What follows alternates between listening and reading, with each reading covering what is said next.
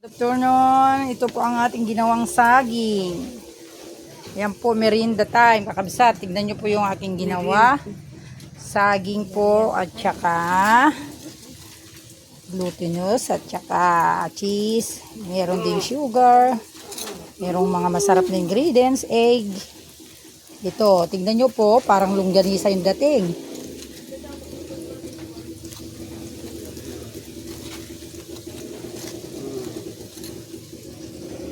Po. Tapos, ito po siya, oh, saging kakabsat. Ayan, ito po yung ginawa ko. Meron pa dito maluno. Ayan, kakabsat, nilaga. Tapos, yan gagawin natin. Tikman ng mamaya ni Linlin kung masarap. Pag hindi masarap, sasarapan natin sa susunod.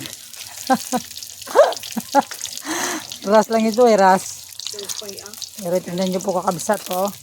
Tignan nyo ang nagagawa po ng kamote, mga kakabsat. Oh, di po ba? Oh, tignan nyo po. Oh, may breadcrumbs yan. Tignan nyo, oh.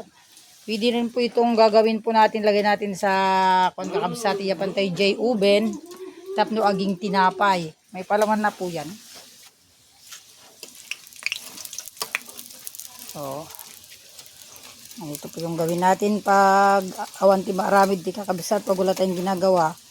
Marami kang saging tsaka kamote. Oh, larga na.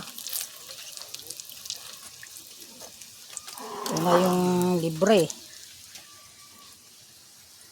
Magkita ka ti supot mo dan. Ay suputag ka doon sa gisa kayo balon. Diyan diyan na ba o jay? Yan, kakabsat, tingnan nyo po. Ito. May palaman po ito sa loob. Huwag mong ganyan, takagatin ka. Iluluko-luko mo mamaya pag kinagat ka eh. Yan. Luluto lang po tayo ng uling kakabsat.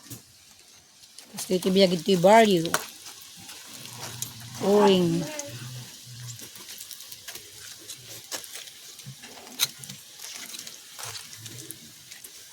Karga muna natin dyan sa platito. Baka mainit na eh.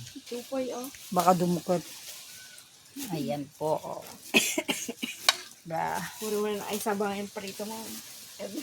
Yan. Ganyan po kakabsat.